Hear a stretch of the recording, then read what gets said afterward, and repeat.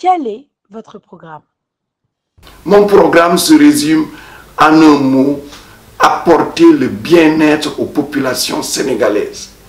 En faisant quoi? 4 choses. 1. Assurer les accès universels. Les choses sans lesquelles aucun pays ne peut se développer. 2. Assurer l'alimentation des Sénégalais. 3. Assurer l'emploi et l'industrialisation. Et 4. Créer un cadre de vie décent, valorisant pour les populations sénégalaises, qu'elles soient dans les villes ou dans les campagnes. Les accès universels, c'est promouvoir l'éducation pour tous et promouvoir surtout l'éducation pour un métier, la formation professionnelle. C'est faire en sorte qu'il n'y ait plus de personnes qui ne sachent plus lire et écrire dans notre pays. C'est développer l'accès à l'eau, l'accès à l'électricité, qu'on ait partout l'Internet, que la santé soit une santé pour tous, qu'on soigne d'abord avant de demander de l'argent, qu'on puisse soigner dans toutes les capitales régionales une maladie comme le cancer, comme l'hypertension artérielle, comme le diabète, comme l'insuffisance rénale. Que dans les villes, on puisse accéder au logement. Que la modernisation des campagnes, des villages se fasse. Il faut que nos villages aient le minimum qui puisse permettre de vivre décemment et de retenir les populations. Vous savez, il faut que les Sénégalais se nourrissent. Aujourd'hui, beaucoup de Sénégalais ne mangent pas à leur faim. Un repas par jour. Il faut amener l'eau 12 mois sur 12 pour que les paysans puissent cultiver. Et pour cela, il faut une grande politique nationale de construction de forages et de canaux. Ce que l'Europe a fait au Moyen-Âge. Il faut les bonnes semences, il faut l'engrais, ce soit disponible. Nous avons 3 millions de vaches. Il faut assurer l'insémination artificielle de toutes ces vaches. Cela va permettre de développer une industrie agroalimentaire, de retenir les jeunes dans les campagnes.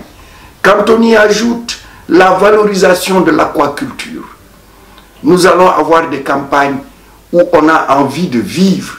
C'est développer l'industrie à partir du gaz et du pétrole, une deuxième raffinerie, développer la pétrochimie pour qu'on ait des engrais, qu'on ait des plastiques qui puissent permettre de développer la tuyauterie et développer l'irrigation au niveau de l'agriculture. C'est développer les serres et développer les bassins aquacoles. C'est, vous le savez, tirer le gaz de Kayar, l'amener à la Falémé, où il y a le gisement de fer, développer la sidérurgie et ainsi faire de l'acier, faire le chemin de fer, faire la construction des bus, des tracteurs, des motoculteurs, faire du Sénégal un pays industriel avec un écosystème de petites, moyennes entreprises qui vont favoriser l'emploi. C'est enfin le bien-être, le cadre de vie. Vous savez, nous voulons des villes, des villages propres. Nous voulons que la verdure soit partout. Il faut reboiser tout le Sénégal. Il faut que dans les villages, les villes, qu'on ait des bibliothèques, qu'on puisse avoir des centres culturels, qu'on ait des stades, qu'on ait des terrains de tennis, qu'on ait des bassins pour se baigner, etc. Que l'on ait un environnement propice aux études, au travail et au repos. Que le Sénégalais puisse rester dans son village parce qu'il y trouve le cinéma, le théâtre, parce qu'il y trouve aussi un environnement attrayant, un environnement vert et favorable.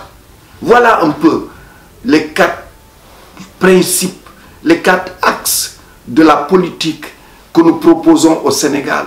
Ces axes il faut y ajouter le numérique, parce que nous voulons que le Sénégal soit le premier pays numérique d'Afrique.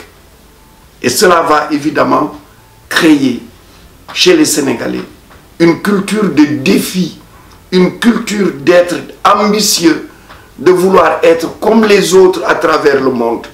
Et cela manque à l'Afrique. Nous voulons des Sénégalais à qui rien n'est impossible, que tous les rêves deviennent possibles.